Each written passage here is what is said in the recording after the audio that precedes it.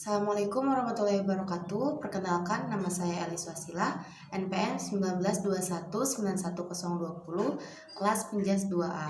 Nah, di sini saya akan membahas tentang materi keterampilan gerak. Nah, submateri yang akan saya bahas yaitu yang pertama pengertian keterampilan gerak, kemudian yang kedua yaitu klasifikasi keterampilan gerak, dan yang terakhir yaitu unsur-unsur kemampuan untuk membentuk keterampilan gerak. Untuk submateri yang pertama yaitu pengertian keterampilan gerak.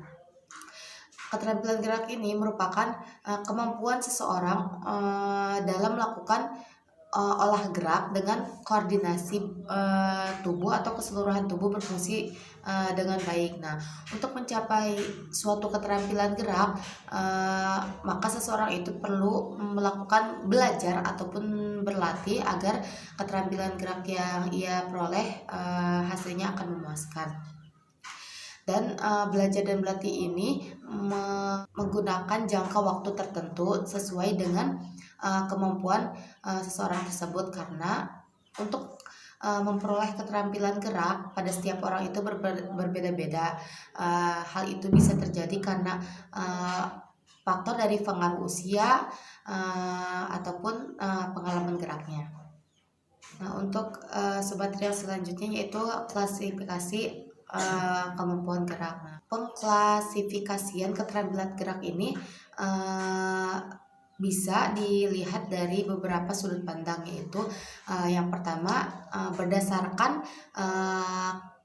kecermatan gerak, kemudian yang selanjutnya berdasarkan perbedaan titik awal dan titik akhir, kemudian yang selanjutnya yaitu stabilitas lingkungan. Nah, untuk yang pertama yaitu klasifikasi berdasarkan kecermatan gerakan keterampilan gerak. Nah, pada hal ini dapat dibagi menjadi dua, yaitu yang pertama keterampilan gerak agal, yaitu di mana merupakan gerakan yang di dalam pelaksanaannya melibatkan otot besar sebagai basis utama gerakan tersebut. Misalkan contohnya yaitu angkat beban misalkan, kemudian push up dan lain sebagainya.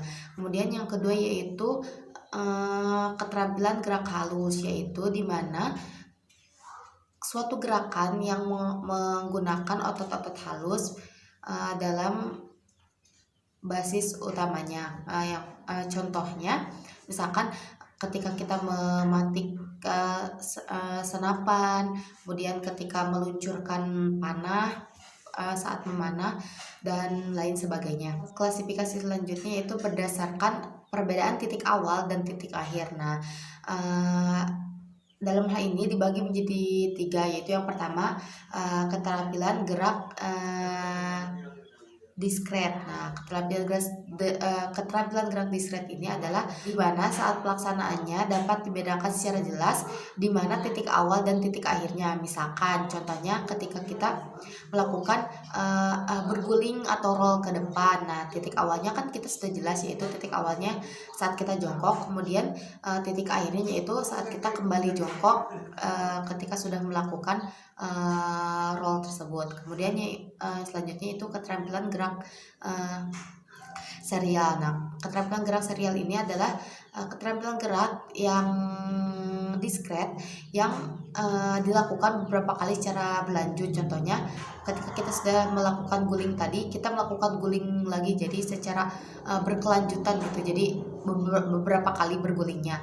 Kemudian keterampilan gerak kontinu. Nah, keterampilan gerak kontinu ini merupakan keterampilan gerak yang tidak dapat dengan mudah ditandai gitu titik awal dan titik akhirnya.